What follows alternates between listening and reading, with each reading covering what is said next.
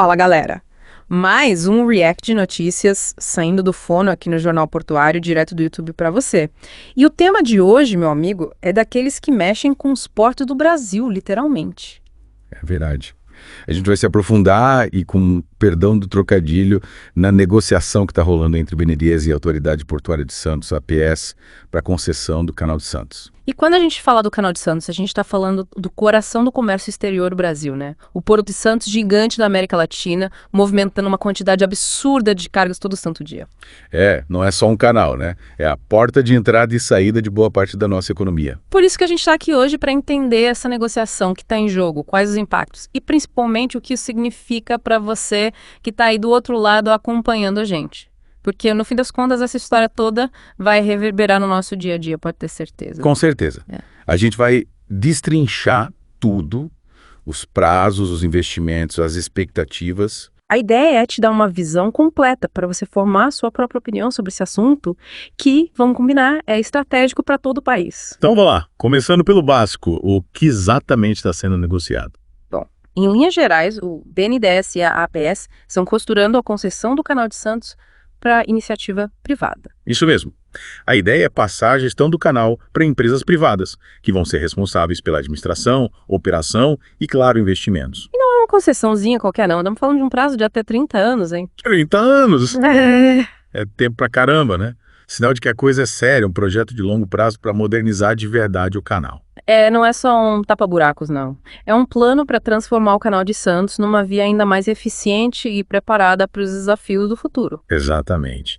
E, por falar em futuro, um dos pontos mais importantes dessa negociação é o aprofundamento do canal. Opa, essa é a cereja do bolo, né? A ideia é aumentar a profundidade para 17 metros. Mas por que isso é tão importante assim? Porque, meu caro, essa mudança abre caminho para navios muito maiores, com maior capacidade de carga, atracarem no porto. A gente está falando dos mega carregadores, os gigantes do mar que dominam o comércio internacional hoje em dia. É aqueles navios que parecem prédios, sabe? Com mais de 400 metros de comprimento. É isso aí. Imagina a quantidade de contêineres que esses monstros conseguem carregar.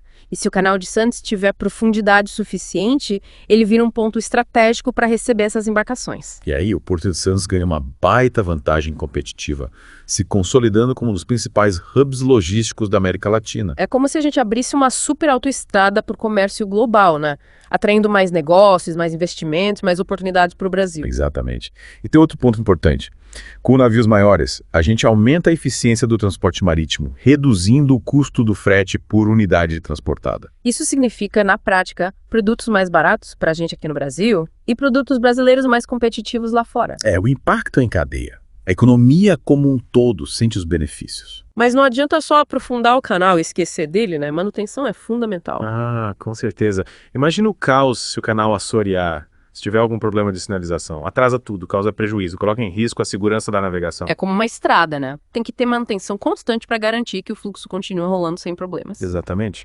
E a concessão prevê justamente isso. Um plano robusto de manutenção para garantir que o canal opere com a máxima eficiência, 24 horas por dia, 7 dias por semana. Falando em cronograma, parece que as coisas estão caminhando para uma definição em breve, né? Tem uma reunião marcada entre o BNDES e a APS para sexta-feira agora, dia 21 de março de 2025. Essa reunião é um marco importante na negociação. É o momento de bater o martelo nos últimos detalhes. Prazos, investimentos, responsabilidades. Alinhar tudo, deixar tudo preto no branco para não ter nenhuma dúvida lá na frente. Contrato bem amarradinho para garantir que tudo saia como planejado. Agora, pensando no contexto geral, essa concessão é uma baita mudança estratégica para o Porto Santos, né? Passar a gestão de uma infraestrutura tão importante para o setor privado por 30 anos. É uma decisão que exige planejamento e cuidado.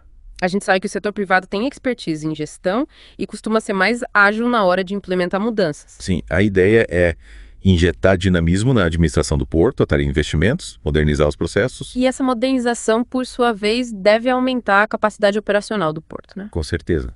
A gente pode esperar investimentos em novas tecnologias, equipamentos mais modernos, otimização da logística. Tudo isso contribui para que o porto opere com mais eficiência, movimentando um volume ainda maior de cargas. E aí a gente entra num ciclo virtuoso.